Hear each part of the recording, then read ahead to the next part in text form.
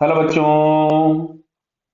यहां दिया गया है clockwise torque of 6 newton metre is applied to the circular cylinder as shown in the figure. There is no friction between cylinder and block.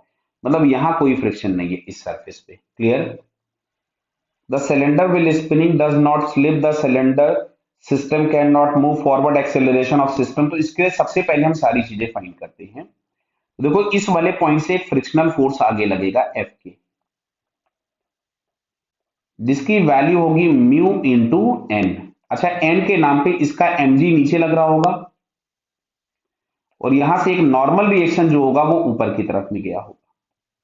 Clear है। तो यहां से n is equal to M G होगा। तो सबसे पहले तो हम एफ के निकाल लें इसका जो सिलेंडर पे लग रहा है।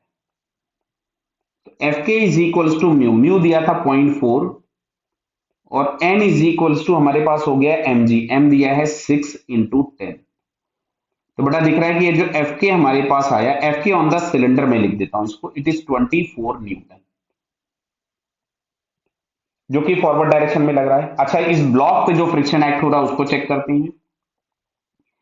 तो ब्लॉक पे अगर ये सिलेंडर इसको आगे की तरफ में पुश करेगा तो ब्लॉक पे फ्रिक्शन पीछे लगेगा।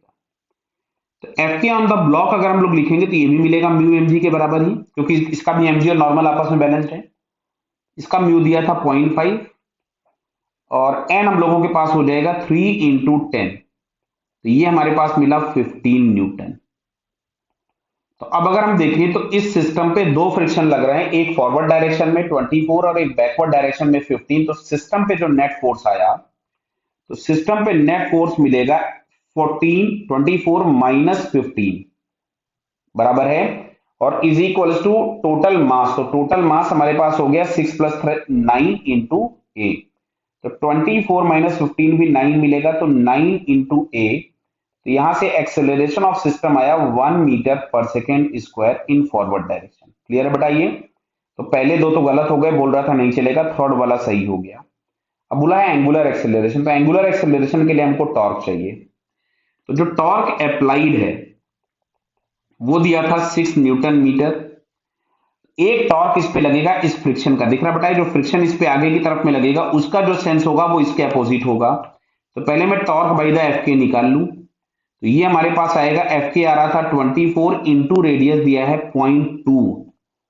तो ये हम लोगों के पास आ गया बेटा 4.8 न्यूटन मीटर। पक्का ना, कैलकुलेशन देख लेना भाई, न्यूटन मीटर। तो अब यहां से जो नेट टॉर्क मिलेगा वो torque applied minus torque due to friction. तो अप्लाइड टॉर्क हमारे पास कितना था भैया, 6 न्यूटन था। 6 माइनस 4.8 और नेट टॉर्क बराबर हम यहां से लिखेंगे आई इंटू अल्फा। क्लियर है। तो ये हम लोगों के पास आ गया 1.2। अच्छा, आई की जगह हमने लिखा M r² / 2 into alpha. M दिया था 6/2 और आर दिया है 0.2 मीटर इंटू अल्फा बराबर 1.2। मैंने इसका पॉइंट यहां से हटा दिया, इस 6 से इसको उड़ा दिया तो ये आया 2। क्लियर। ये वाला पॉइंट और हटा के इसको 20 कर दिया, इस 2 से 2 कैंसिल कर दिया। अच्छा, इस वाले 2 से कैंसिल करोगे तो 10। तो अल्फा इज इक्वल्स टू आपके पास आ रहा है 10 रेडियन पर सेकेंड स्क्वायर। दिया है लास्ट ऑप्शन में एंगुलर एक्सल, यस, सिलेंडर दिया है 4।